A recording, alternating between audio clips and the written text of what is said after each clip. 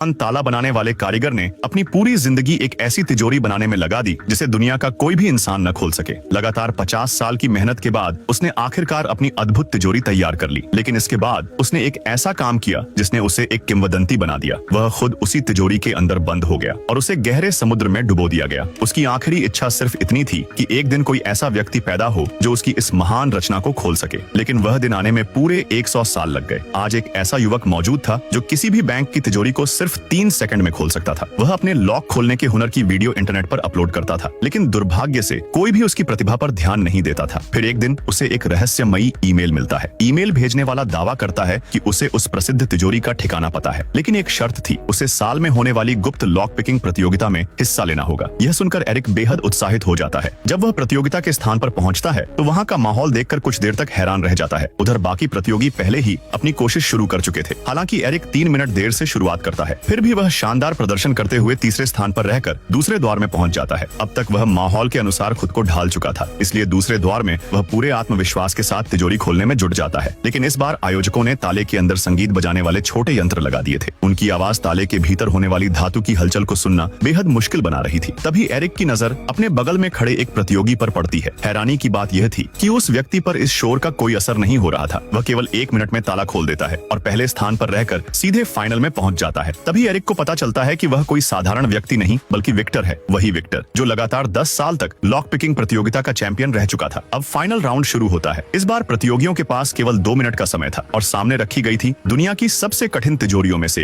एक शाही तिजोरी, जिसे दुनिया के शीर्ष 3 सबसे जटिल तालों में गिना जाता था। विक्टर ध्यान से तिजोरी की आवाज सुनने लगता है। जल्द ही उसे पता चलता है कि तिजोरी के दरवाजे की परतों के बीच फोम भरा गया है, जिसकी वजह से अंदर की धातु की आवाज लगभग सुनाई ही नहीं दे रही थी। लेकिन विक्टर पूरी तैयारी के साथ आया था। वह एक खास यंत्र निकालता है जो बेहद हल्की आवाजों को भी बढ़ा सकता था। यह देखकर सभी को यकीन हो जाता है कि इस बार भी जीत उसी की होगी। लेकिन दूसरी तरफ एरिक के चेहरे पर कोई चिंता नहीं थी। वह धीरे से अपना दायां हाथ तिजोरी के दरवाजे पर रख देता है और उसी क्षण कुछ असाधारण होता है। उसे तिजोरी की पूरी आंतरिक संरचना का एहसास होने लगता है। दर्शकों की हल्की आवाजों से पैदा होने वाले सूक्ष्म कंपन तिजोरी तक पहुंच रहे थे और एरिक का हाथ उन सभी कंपन को महसूस कर पा रहा था। समय तेजी से बीत रहा था। अब केवल 1 मिनट बचा था, लेकिन एरिक अब भी बिल्कुल स्थिर खड़ा था। उसे देखकर सभी को लगने लगा कि उसने हार मान ली है। लेकिन तभी अचानक वह हरकत में आता है। उसकी उंगलियां तेजी से ताले पर चलने लगती हैं और केवल 7 सेकंड के भीतर वह तिजोरी के तीनों ताले खोल देता है। अगले ही पल तिजोरी का दरवाजा खुल जाता है।